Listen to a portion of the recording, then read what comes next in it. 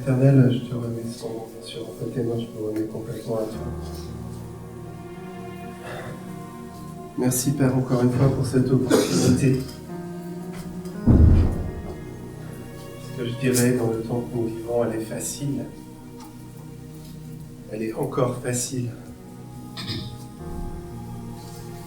Seigneur, les taux se resserrent, on a vu la carte.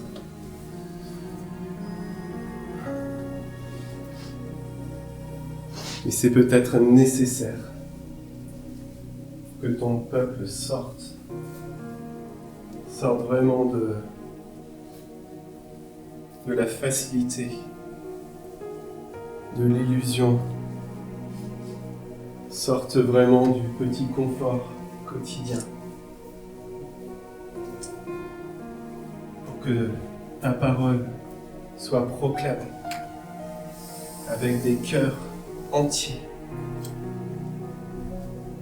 Des cœurs qui ne regardent pas leur propre vie, mais des cœurs qui regardent à celui qui est mort pour eux.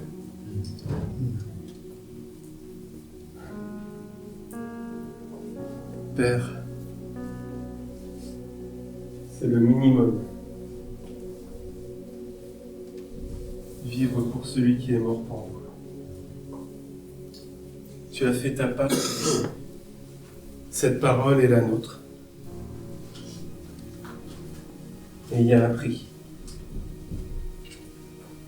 Je te rends grâce parce que c'est le message d'aujourd'hui.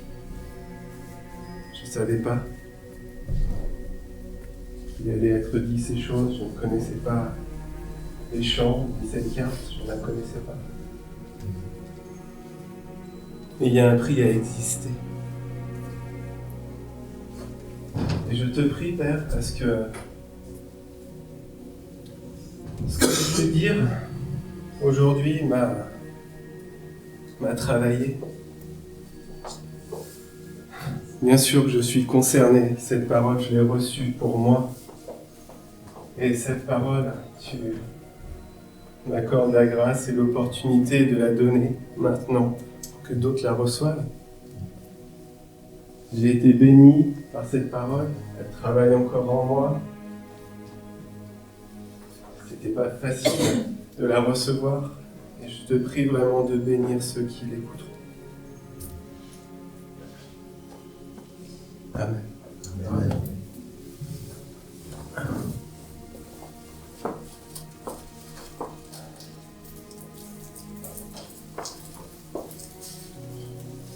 Alors on va continuer dans l'existence. Un bien grand mot. Beaucoup de philosophes se portent, beaucoup de gens se portent sur la question du pourquoi on existe. C'est une bien grande question, alors on va essayer d'aborder un peu ces choses-là. Maintenant, bien sûr, c'est pas complet. J'ai pas cette prétention. La dernière fois, je vous parlais de l'importance de mettre la parole en pratique. Pour être, pour exister. Et on va continuer aujourd'hui sur ce sujet en apportant des compléments. Donc je vous lisais la dernière fois, bien sûr, Jacques, chapitre 1, verset 23 et 24. Je vais vous relire. Car si quelqu'un écoute la parole et ne la met pas en pratique, il est semblable à un homme qui regarde dans un miroir son visage naturel et qui, après s'être regardé, s'en va et aussitôt il oublie qui il était. Il oublie d'être. Et on va aller plus loin aujourd'hui. Le grec nous dit, pour ce mot être, enfin était, c'est exister. Et c'est aussi être présent. Être présent, être. J'ai envie de dire être au moment présent. Être quand il faut. au bon instant. Et dans Jacques 1, on parle de ceux qui ne mettent pas la parole en pratique et qui oublient qui ils sont. Mais on pourrait dire que ces personnes ne mettant pas la parole en pratique oublient aussi d'exister. Ils oublient d'être présents dans leur identité. Être, c'est être porteur de son identité, de fils de Dieu, dans l'instant présent. Romains 8 au verset 14 nous dit que ceux qui sont conduits par l'Esprit de Dieu sont fils de Dieu. Ils sont conduits, ils sont. Dans leur vie de tous les jours, ils sont. Quand ils dorment, quand ils se lèvent, ils sont fils de Dieu. Parce qu'ils sont conduits par l'Esprit. C'est comme ça qu'on les remarque. C'est le témoignage qu'ils apportent autour d'eux qu'ils sont fils de Dieu.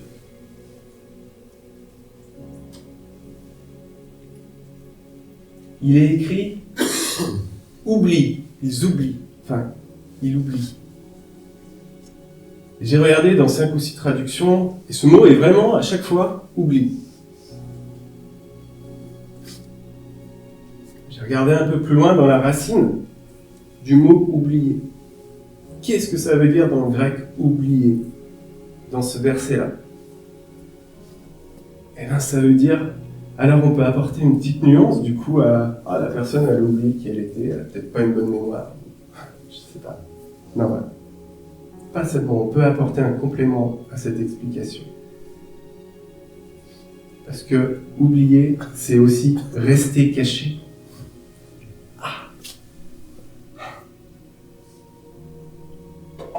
Alors je pense qu'ici on pourrait dire que cette personne qui ne pratique pas la parole porte aussi en elle cette...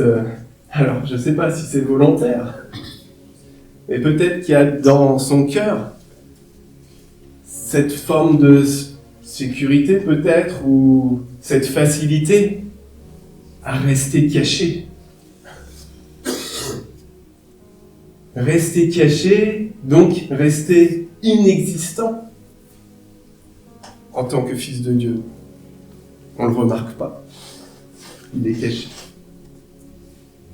Il ne passe pas à la pratique. Il est confortablement sur son canapé.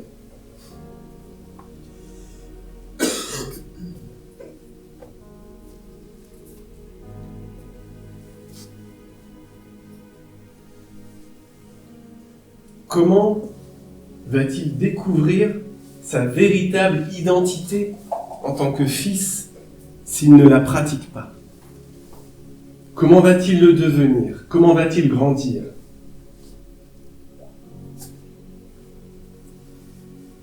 Peut-être reste-t-il caché, comme on a vu la carte, parce qu'il y a un prix. Il y a un grand prix à dire « je suis ». Et le maître a payé ce prix. Dans Marc 14, quand Jésus s'est retrouvé devant les principaux sacrificateurs, tout le Sanhédrin, qui cherchaient à l'accuser, on lit au verset 61, le souverain sacrificateur l'interrogea de nouveau et lui dit « Es-tu le Christ, le Fils du Dieu béni ?» Jésus répondit « Je le suis. » Il savait ce qui allait se passer après. Qu'avons-nous besoin? Avons-nous besoin de chercher d'autres témoins pour l'accuser? Il a dit « Je suis ». Condamnons-le à mort. Il a révélé sa véritable identité et fut condamné à mort. Même à la croix, que disaient ceux qui se moquaient de lui lorsqu'il agonisait? Il s'est confié en Dieu, que Dieu le délivre maintenant s'il l'aime. car il a dit « Je suis fils de Dieu ». On parlait de la persécution tout à l'heure. Peut-être qu'un jour, nous aussi, on nous demandera « Es-tu fils de Dieu ?» dans ce pays ou dans un autre où le Seigneur nous enverra. Et on dira avec tout le poids que ça représente, toutes les conséquences, parce qu'on connaît le Maître et on sait ce qui arrive à ceux qui le suivent. Je suis, on témoignera et on dira je suis, j'espère vraiment qu'on le dira comme un témoignage, je suis fils de Dieu.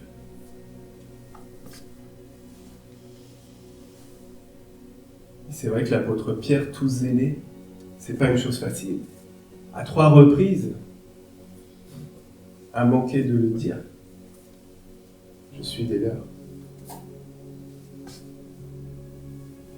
Que le Seigneur nous garde, que le Seigneur nous fasse grandir, vraiment, pour qu'un jour, on puisse vraiment apporter ce témoignage du « je suis ».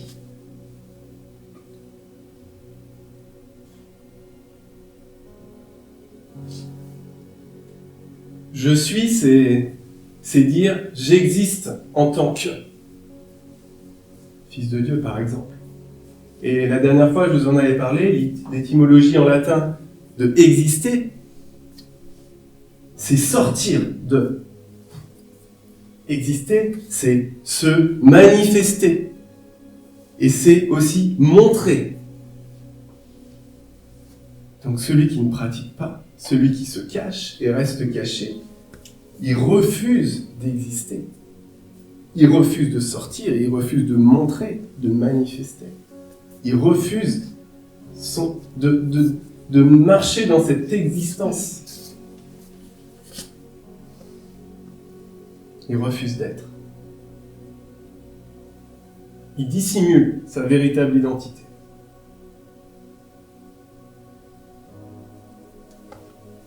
Et en plus, il y a un risque. Il y a une conséquence à ça. Et c'est ce que j'ai reçu la dernière fois. Je vais le répéter à nouveau, très clairement dans mon esprit. Je peux même vous dire, c'est venu à droite, là.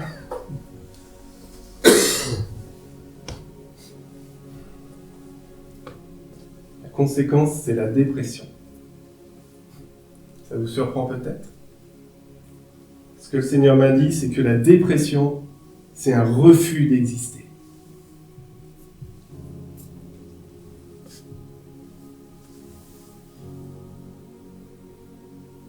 Et on peut s'y complaire. La dépression, elle empêche de nombreux chrétiens à être, à manifester ce pourquoi le Seigneur les a créés. Et c'est une arme très puissante pour affaiblir l'expression même de la parole de Dieu. Parce que la dépression, elle va isoler les membres les uns des autres. Elle va empêcher la communion et donc le lien et l'expression du lien, les échanges les uns des autres. Et donc elle va affaiblir le corps du Christ. Elle va affaiblir parce que la personne, en s'isolant, ne va pas recevoir ce que l'autre a pour lui, au nom du Seigneur, tout simplement. Si chacun reste chez soi, et on l'a vu avec la Covid, c'est compliqué la communion fraternelle. C'est compliqué de manifester l'unité tous ensemble. On peut déjà parler la personne qui reste comme ça parce qu'il y a un problème de réseau. Et du coup, on est en communion avec elle, mais du coup on connaît pas la suite. Alors on attend, et puis au bout d'un moment on lâche quoi. Parce que c'est compliqué.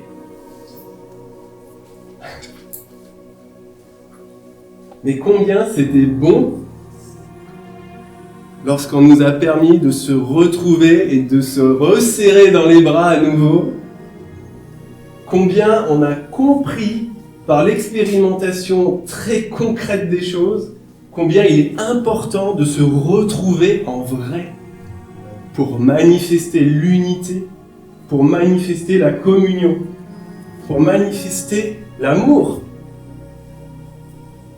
Parce que dans l'hébreu, sachez que le mot amour, ahava, et le mot unité, erad, ont la même valeur numérique. Amour, c'est 13. Comme un. Pareil. Donc quand on manifeste l'amour, on manifeste le un. Je vous ai parlé de la Covid et des écrans. La difficulté, des fois, de réseau. Il n'y a pas que ça. Il y a un risque, vraiment, de vivre sa vie au travers de l'écran. Je ne suis pas anti-écran. J'ai un téléphone, j'ai un ordinateur. On n'a pas la télé à la maison, mais voilà, quand même, j'ai ces outils-là. Je pratique. Moi aussi. Mais il y a quand même des risques à vivre qu'au travers de ça. C'est simple.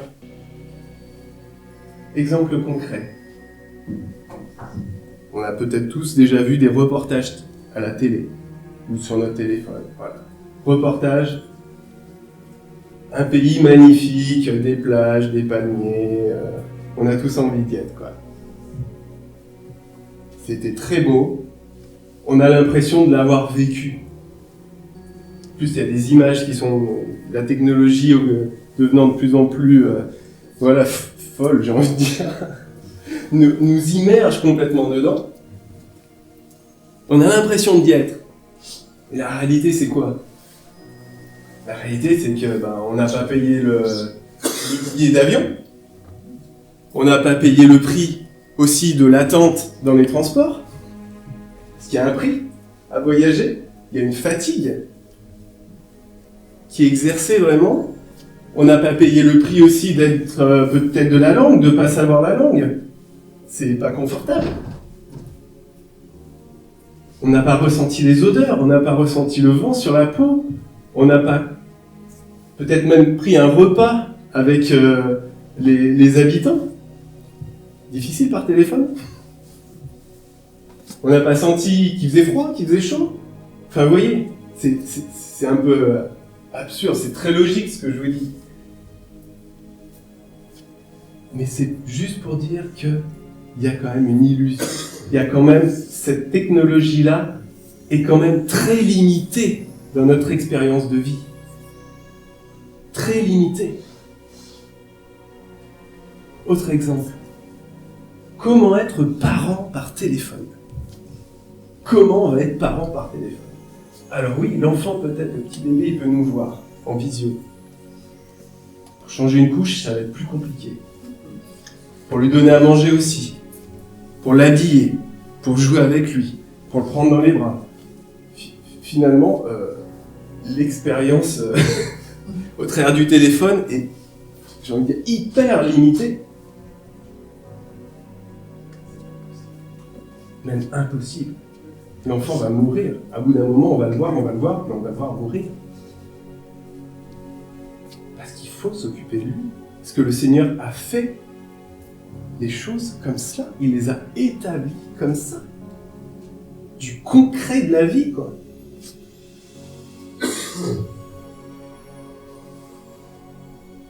Problème, encore une fois, c'est que la technologie nous limite dans l'expérience de vie. Donc, on est confronté qu'un tout petit peu à la vie réelle. On n'a que l'image et le son. Donc du coup, comme on est très peu confronté dans l'expérience de vie, qu'est-ce qui se passe? Eh bien, on grandit très peu. Parce que c'est l'expérience de vie qui nous apporte la maturité.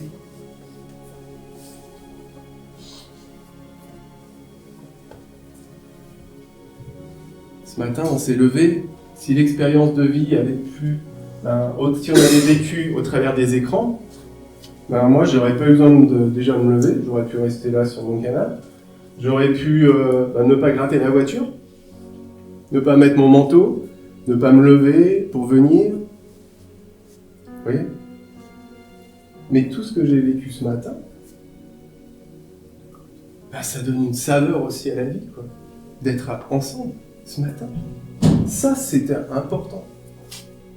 Et là, j'apprends des choses par l'expérience de vie, là.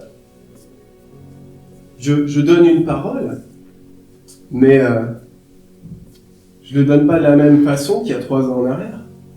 Je me sens beaucoup plus à l'aise parce que j'ai grandi à force de pratiquer.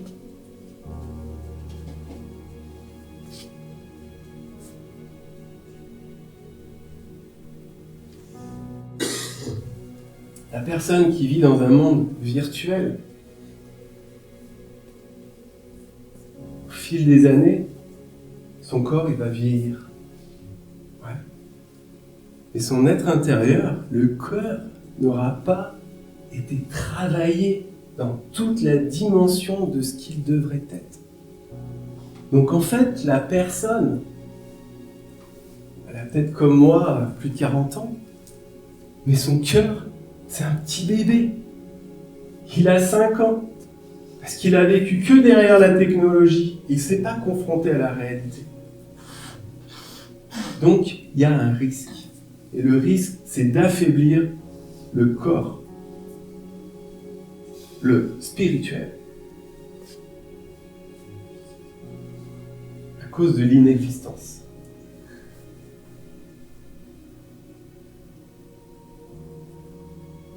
Jeunes parents non expérimentés. On apprend à prendre soin de l'enfant et en même temps, on devient parent. On le pratique. C'est du concret. J'en ai 4. J'ai 4 enfants. L'aîné est là. Et j'ai pas été le même papa pour elle que je le suis pour la petite dernière, Annelle. C'est normal. J'ai expérimenté. Pas facile, mais j'ai expérimenté. J'ai essayé. J'ai essayé. Et grandir, ça coûte. C'est pas facile. Je me suis beaucoup remis en cause.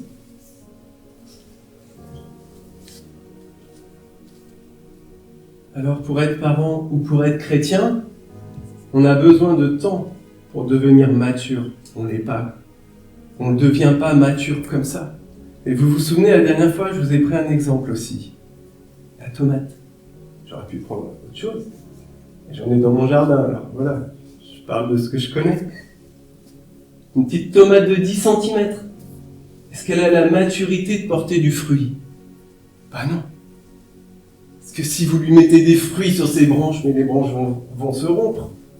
La plante va peut-être même mourir. Elle ne va pas le supporter. La plante, elle a besoin de temps pour grandir. Et quand elle va être un peu plus grande, qu'elle va grandir en maturité, elle va pouvoir porter du fruit, et de plus en plus de fruits. Et on ne devient pas parent à l'âge de 4 ou 5 ans. J'ai été parent à 24 ans, pour la première fois.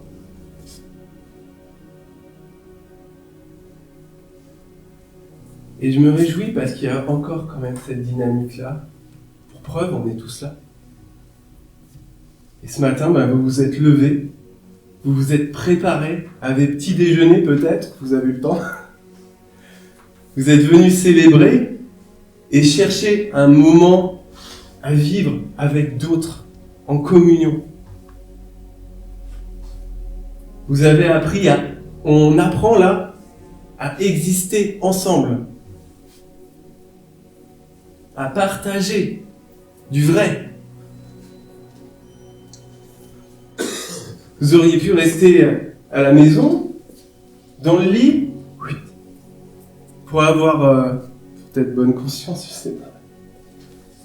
Mais regarder des vidéos chrétiennes toute la journée, plein de messages, avoir plein de connaissances à la fin de la journée, vous êtes resté dans votre lit. Ça, c'est la réalité. Vous n'avez pas vécu la communion. Mais il y avait quand même un prix. Il fallait se lever, il fallait s'habiller, petit déjeuner, gratter la voiture. Vous comprenez ?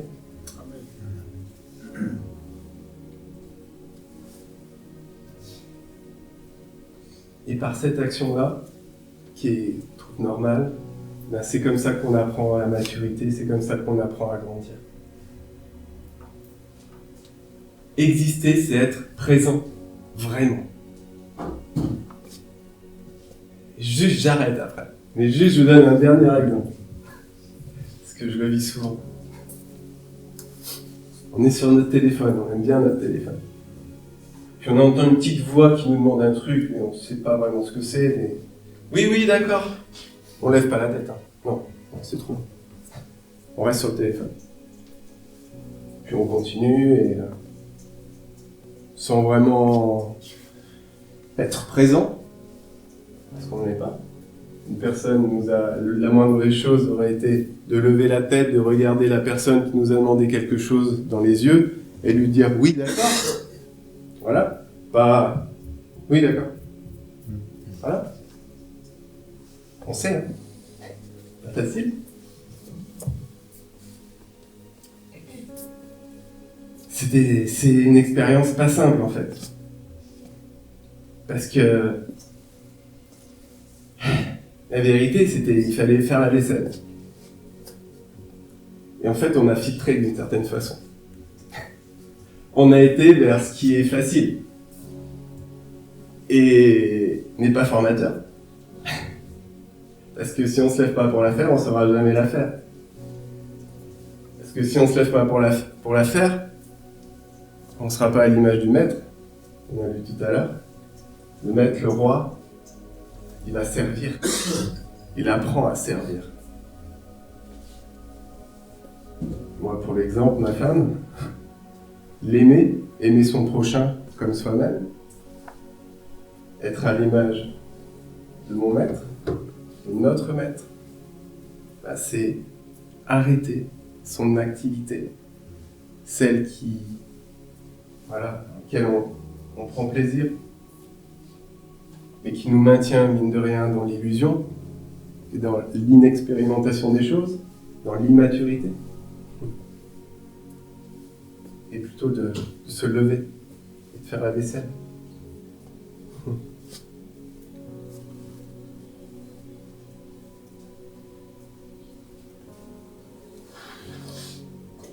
Alors cette expérience basique du quotidien qui consiste à s'arrêter de faire ce qui nous fait plaisir pour faire ce dont l'autre a besoin aussi. Ça a un prix.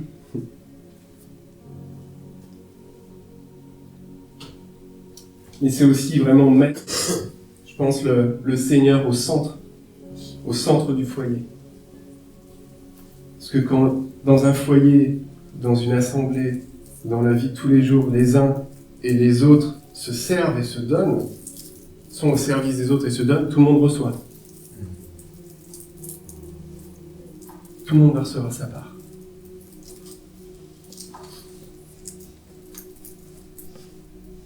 Et mettre le Seigneur au centre, c'est vraiment ce qu'on voit dans le fonctionnement, dans le céleste. C'est vraiment ce qu'on voit. Je vais vous lire Apocalypse 4, versets de 9 jusqu'à 11. Regardez comme le roi des rois, comme le Seigneur des seigneurs, il est au centre de toutes choses. Quand les êtres vivants rendent gloire et honneur et action de grâce à celui qui est sur le trône, à celui qui vit au siècle des siècles, les 24 vieillards se prosternent devant lui qui est assis sur le trône et ils adorent celui qui vit au siècle des siècles. Ils ne sont pas sur leur portable. Mais tous existent, vivent le temps présent pour rendre gloire, action de grâce, honneur à celui qui est à celui qui dit de toute éternité, je suis. Le vivant, l'existant. Et la suite, et ils jettent leur couronne devant le trône en disant, tu es digne, notre Seigneur et notre Dieu, de recevoir la gloire et l'honneur et la puissance. Car tu as créé toutes choses, et c'est par ta volonté qu'elles existent et qu'elles ont été créées. Donc rendons grâce à Dieu et vivons cette expérience terrestre pour apprendre dès à présent à servir, à rendre gloire et honneur à ce à quoi celui qui a créé toutes choses demande d'être, demande de mettre en pratique. C'est la dynamique du royaume. Et comme on le sait, un jour, ce sera la dynamique aussi sur terre. Parce que les deux seront un. On va pouvoir aller un petit peu plus loin aussi sur ce point en lisant le psaume 33 au verset 9. Car il dit et la chose arrive. Il ordonne ou il commande, selon les traductions, et elles existent. Elles existent.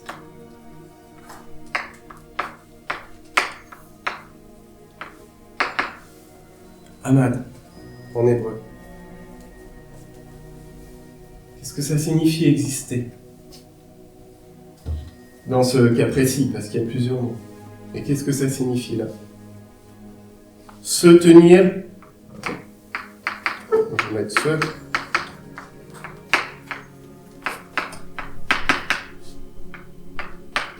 Se tenir debout.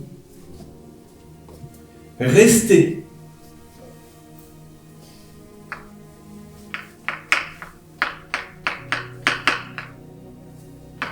Endurer.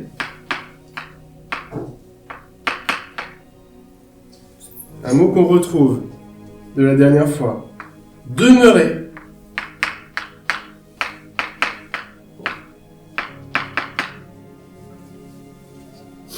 Alors il y a d'autres choses. Là je donne voilà ceux qui m'ont le plus parlé. Être constant aussi. Être ou devenir serviteur. Ça c'est un mot incroyable. Être.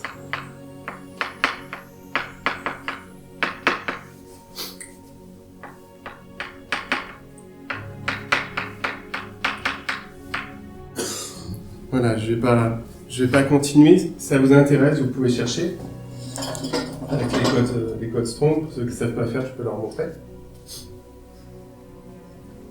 Donc, quand nous lisons le psaume 33, car il a dit et la chose arrive, il ordonne et elles existent. Existe le mot Amad et elles existent, portent en lui, vous êtes d'accord avec moi? Portent en lui se tenir debout. Elles existent, elles tiennent debout. Elles restent. Elles endurent. Elles demeurent.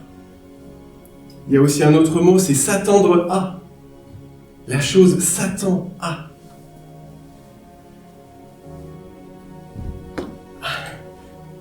La chose aussi devient être, devient serviteur. Très intéressant. Le mot exister porte en lui tout ça. Et vous avez vu qu'on retrouve demeurer. Demeurer, je vous en avais parlé la dernière fois, de Jean 15, bien connu. Demeurez en moi et je demeurerai en vous. Demeurer en grec, regardez, c'est méno. Hop. Et méno, on retrouve, pour moi c'est vraiment deux mots, si on avait l'hébreu dans le Nouveau Testament, je pense que ce serait la même chose, parce que méno, c'est également, je le retrouve, c'est séjourner. Donc on retrouve rester, attendre quelqu'un, Donc on retrouve rester, séjourner, attendre. Je ne vais pas tout noter, mais attendre quelqu'un, c'est la même chose. Bien sûr, demeurer. Demeurer en moi et je demeurerai en vous. Voilà, c'est Méno. Demeurer, rester. J'ai oublié les 3 petites choses. Continuer à être présent. Donc exister.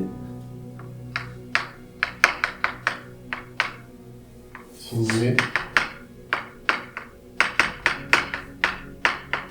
à être présent. En gros. Continuer à être présent. Donc quand le Seigneur demande « Demeurez en moi et je demeurerai en vous », Méno aussi porte cela, porte ce cri, j'ai envie de dire ce cri du cœur du Seigneur qui dit « Séjournez, passez votre séjour sur terre à mes côtés, restez, attendez-vous à moi, apprenez à endurer pour survivre. » Méno, c'est survivre aussi. Apprenez à exister, parce que Méno, c'est continuer à être présent.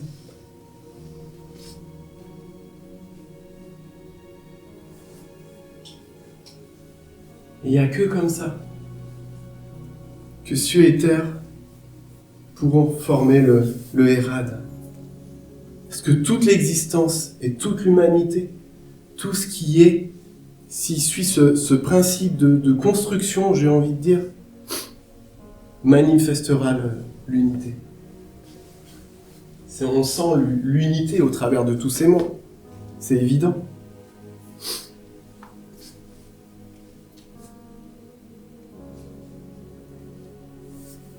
Demeurer en lui. J'ai marqué, c'est être un serviteur qui travaille pour sa volonté, pour qu'elle soit faite sur la terre comme dans les cieux. C'est apprendre à tenir ferme, continuer à être présent, exister en tant que fils de Dieu, pas refuser la réalité de la vie, mais au contraire, en faire une opportunité pour grandir. Je terminerai juste parce que le Seigneur m'a rappelé au travail, je ne m'y attendais pas, j'allais me servir un café. Comme d'habitude, je sais pas vous, mais c'est pas quand je prie que je reçois. C'est souvent comme ça. C'est lui qui décide. Et le Seigneur m'a rappelé vraiment ces choses dans l'Apocalypse 4, que je vous ai lu il y a quelques minutes, où on voit clairement le Seigneur qui est au centre de toutes choses, parce que c'est le principe d'un royaume, que le roi soit élevé au centre, que tout tourne autour de lui.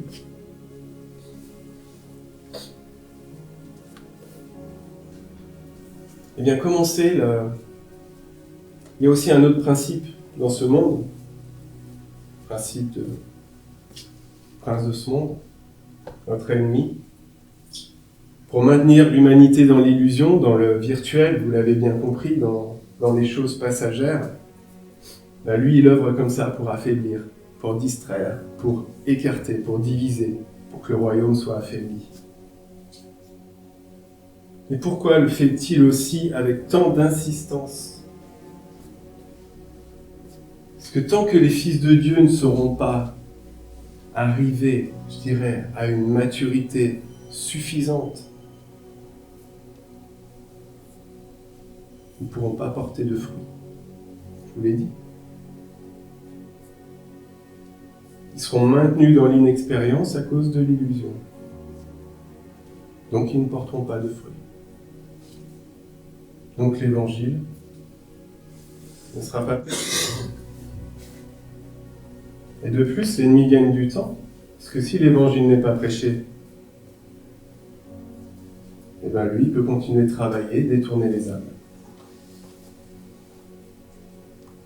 En plus, il y a autre chose. C'est que quand le Seigneur revient, c'est pour une épouse qui se prépare, qui est prête. Et l'épouse qui se prépare, ça hâte même, ça raccourcit le temps. Ça accélère, j'ai envie de dire, la venue de l'époux. Parce que l'épouse est prête. L'époux vient chercher une épouse mature. Donc, vous avez compris. Quand les fils de Dieu, quand ceux que le Seigneur vient chercher sont dans l'immaturité, ils ne sont pas prêts. Donc le Seigneur ne vient pas.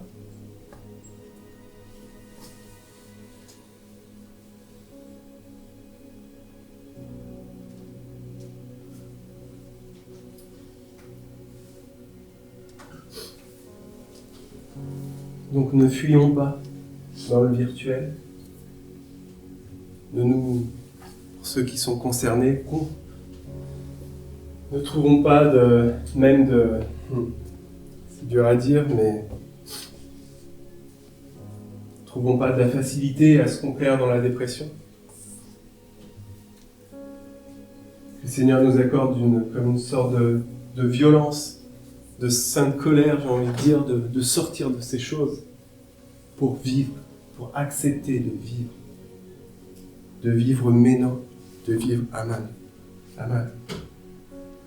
Et je pense que ces deux mots-là sont très importants pour que l'épouse se prépare. L'épouse se prépare en acceptant de payer le prix, de tenir debout, de rester, d'endurer, de demeurer, de devenir serviteur, de continuer à être présente dans l'instant qu'elle vit. Donc vraiment, cette expérience terrestre-là que nous vivons, acceptons-la. Elle est voulue du Seigneur, elle est là pour nous préparer.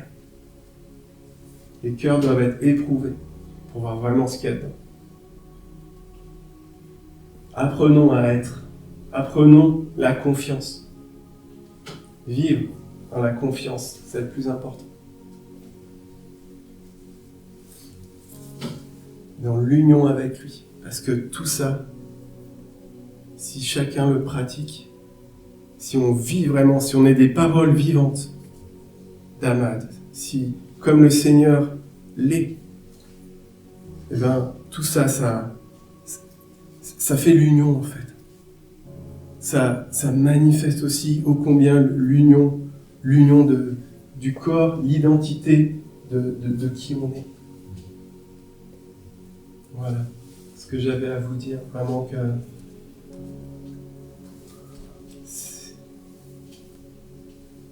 c'est facile à dire, mais c'est vrai qu'il y a un prix, c'est pas facile à faire. Mais vraiment, je m'encourage moi-même et j'encourage chacun de vous à apprendre petit à petit. On n'arrivera pas petit à petit. Ça prend du temps. Le Seigneur nous accorde la grâce d'un nouveau jour, chaque jour, et que vraiment on apprenne à le vivre avec lui au centre. Comme ça. Le Seigneur vous bénisse. Amen. Amen.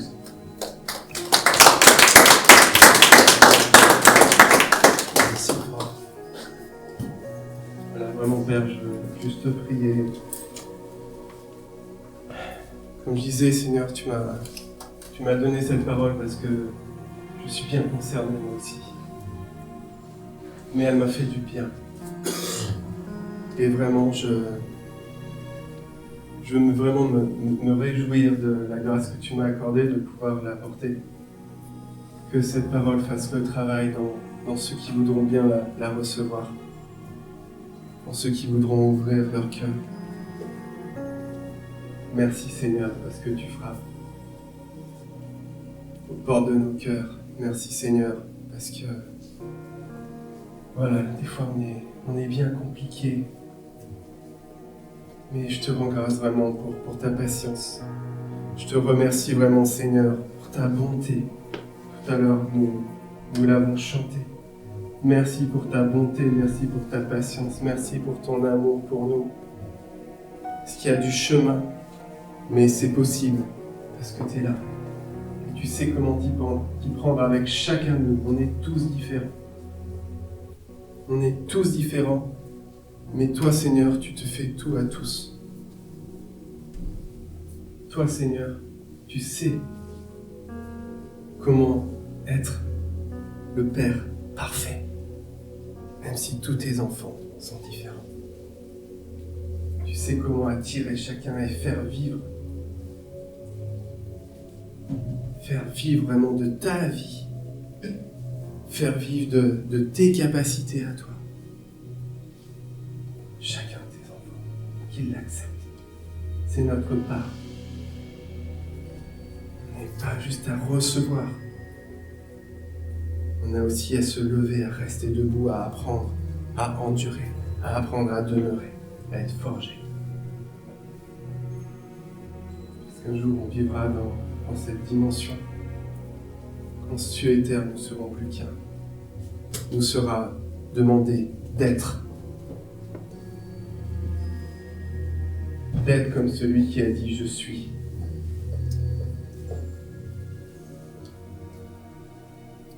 Ton règne vienne, Père. Amen. Amen.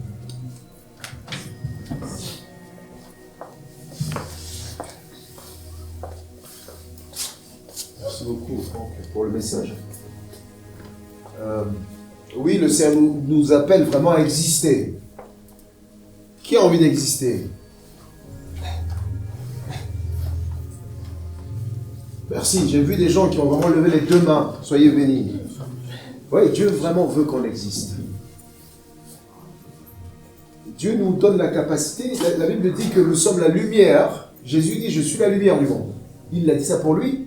Et après, il dit, vous êtes la lumière du monde. Il dit, on ne peut pas allumer une lampe et mettre sous un seau. Et il va dire, une ville, le ciel, une montagne ne peut pas être cachée.